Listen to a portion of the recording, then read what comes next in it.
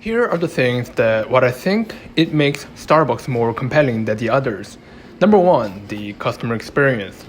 When you go to Starbucks, you can generally expect what level of service you're going to receive even before you step into one of their cafes.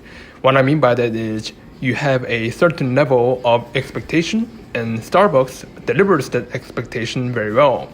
I think the key word here is consistency.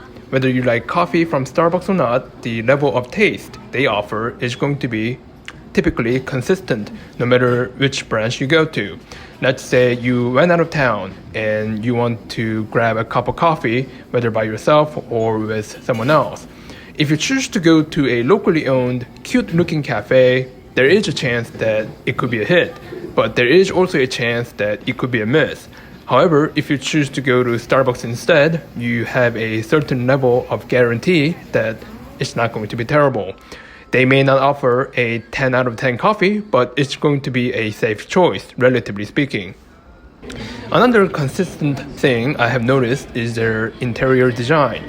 Generally speaking, they tend to have similar inviting interior design where customers can come in, make an order, and enjoy the space, basically until the cafe closes for the day, which is usually until 9 p.m. or 10 p.m. at most locations in Seoul, Korea. They all have similar atmosphere, similar paintings on the wall, and similar furniture. Speaking of the furniture, many Starbucks locations not only have chairs, but they also have comfortable sofas. It's like they want you to stay, enjoy your time, and see you again later, rather than, here's your coffee, consume quickly, and go. From the business perspective, having sofas instead of chairs makes customers to stay longer in store, which isn't necessarily good for cash flow, but it allows customers to enjoy the space better. At Starbucks, you can occupy your seat as long as you want, even after you finish your drink. Although I don't think it's something I would do, but I suppose you can even bring your desktop computer to the cafe and enjoy the free Wi-Fi. I also found that the bathrooms at most Starbucks locations are well cleaned and well maintained consistently. It was rare to find a dirty bathroom at Starbucks in Korea. Number two, the brand value and the PPL, also known as the product placement. You have to understand that everyone can make coffee, including you and I, but not everyone can make Starbucks. I think one of the key strategies that propel the Starbucks brand globally as a local player from Seattle, Washington, United States is through the media, specifically the product placement, also known as PPL in popular shows and blockbuster movies. To put it simply, they used Hollywood to insert the Starbucks image into the people's mind around the world. I think their marketing campaign was very effective, especially among the young female consumers. You see shows like Sex and the City and movies like Devil Wears Prada. They all featured Starbucks. Without Hollywood and the media creating the brand image they have today would have been difficult. Number three, the real estate. In Korea, Starbucks does not own any of the real estate properties where their cafes are located at. Instead, they all are on lease contracts 100%. From my understanding, it allows them to do two things. The first thing is they can go in and out easily. They can open a new cafe at a new location, make money, and if the economy starts to slow down in the area, then they can quickly make a decision on whether or not to pull out. The second thing is they can minimize the risk of losing money if the real estate market starts to slow down. Generally speaking, the real estate property values tend to go up, especially in Seoul. So they are missing the possible gain, but they are protecting themselves against a possible market downturn in exchange of paying rent to the real estate property owners. From the perspective of the real estate property owners, not only they will receive a very steady flow of money for rent from a globally recognized and respected company, but also they will enjoy the rise in their property value. Let's say you own a building and then Starbucks decides to rent the first floor of your building. This would This will bring you a steady cash flow to pay off the debt you owe to the bank, which was necessary to buy the building you currently own. Starbucks is a globally respected company, therefore they are not going to be late on making rent payments or close the store within 3 months. And because of what the Starbucks brand represents and the rise in foot traffic in the area, it's going to raise the property value of your building as well. Yes, Starbucks is in the coffee business, but they are also in the real estate business to a certain degree. When customers come in, Starbucks is essentially renting out or micro-subleasing tiny spaces where the customers can sit. Customers can occupy a table, they can eat and drink, and enjoy the good atmosphere, use the free Wi-Fi, charge their devices, and use the bathroom. They all cost money, and Starbucks offers the real estate, the food, and the drinks to the customers in exchange of their money, typically for about 30 minutes to a few hours. The possible challenges for Starbucks Korea are the quality control and the brand value control, in my opinion. Ever since they landed in Korea in 1999 by 50-50 partnership with a Korean conglomerate, the Shinsegae Group, also known as SSG for short, it was managed by both SSG and the Starbucks International in Seattle, Washington. However, in July 2021, SSG became the biggest shareholder of Starbucks Korea, thus taking over the operational rights, and changed the official name of the company from Starbucks Korea to SEK Company. A local big business operating Starbucks in a specific country isn't something out of the blue, just like how Starbucks in India or Tata Starbucks is managed by the Tata Group, one of the biggest Indian conglomerate. However, ever since SSG took over Starbucks Korea, they started to experience some issues. In May 2022, Starbucks Korea launched a promotional event where if a customer has bought 17 cups of coffee or more, they would give a free gift called the Starbucks Summer Carry Bag. However, last month in July 2022, SCK Company, formerly known as Starbucks Korea, was found to be distributing the promotional gift even after internally knowing that the bag has been detected with a cancer-incurring carcinogen. To certain loyal customers, it was like, you buy 17 cups of Starbucks coffee and you also get carcinogen as a promotional gift.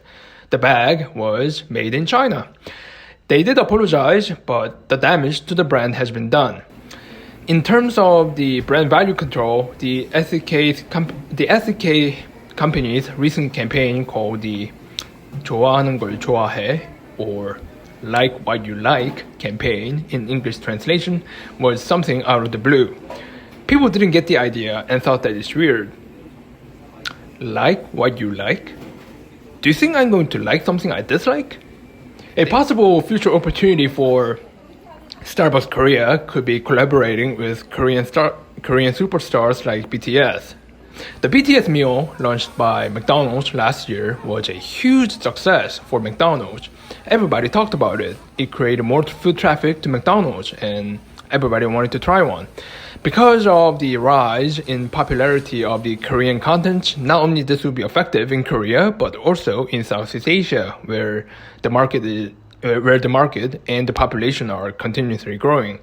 I can think of things like BTS Frappuccino, J-Hope Blueberry Cheesecake, and so forth in specifically designed containers. Another possible opportunity could be product placement or PPL in Korean movies and Korean dramas. They have been doing it in Hollywood. Maybe they want to experiment with it in Korean content. Possible challengers for Starbucks Korea are not necessarily the local Korean brands like a Tucson Place, but rather international brands like the Blue Bottle Coffee. I think the biggest advantage that Starbucks has is the brand value, not the actual coffee. Other coffee franchises can make just as good or better coffee drinks than that Starbucks does. However, many consumers would choose to go to Starbucks instead of a place like a Tucson Coffee because it's Starbucks. The Bluebird coffee, The blue bottle coffee is interesting because they are targeting the same demographic that Starbucks is targeting, middle to upper class people with money to spend on premium coffee. Both the blue bottle coffee and Starbucks do not open a new cafe location everywhere. Instead, they only open new cafes in areas where they think they can make money with their premium prices. The blue bottle coffee that started in California seems to have a potential to be a considerable threat to Starbucks with time. And the other challenge, which I think it carries more weight to it than the blue bottle coffee, is a possible economic downturn. Right now, as we speak in August 2022, things are kind of shaky, as you probably know. We got the war going on in Ukraine, we got the inflation, we got the rising interest rate, we got the rise in oil price. Many households have fixed income, and the cost of living has been and is rising fast. The amount of money coming in is staying the same, and yet the amount of money going out is rising. In a situation like this, things start to get tough for both eating out businesses and the households. From the business perspective, not only they got hit with the coronavirus pandemic in 2020, but now they are getting hit with the high inflation rate. The high inflation rate has caused a rise in raw material costs, which made the businesses to spend more money on buying ingredients, thus raising their prices. From the household's perspective, the high inflation rate has weakened the purchasing power of the consumers, thus they became more sensitive to prices. They are now seeking for products and services that are higher in value for less cost. Starbucks is at the opposite of that. The cheapest coffee at Starbucks in Korea, Cafe Americano in the size tall, cost 4,100 Korean won as of August 2022. At home, I can make just as good Vietnamese instant coffee for about 300 Korean won, which is about 7% of the price at Starbucks, including the water and the electricity bill. A possible solution that many businesses have used in the past is keeping the prices the same, but lowering the portion sizes because many consumers tend to be more sensitive to prices than the portion sizes, especially when the economy starts to get tough. However, there is a possibility that this may not be a good idea in the long term. Looking at the stock price of Starbucks, they got hit once in 2020 because of the coronavirus pandemic, and they recovered because the Federal Reserve Bank has printed money like nobody has ever seen before, as well as the US government issuing the coronavirus response stimulus packages. Starting 2022, when the Federal Reserve Bank started to raise the interest rate to control the inflation rate, the price fell again.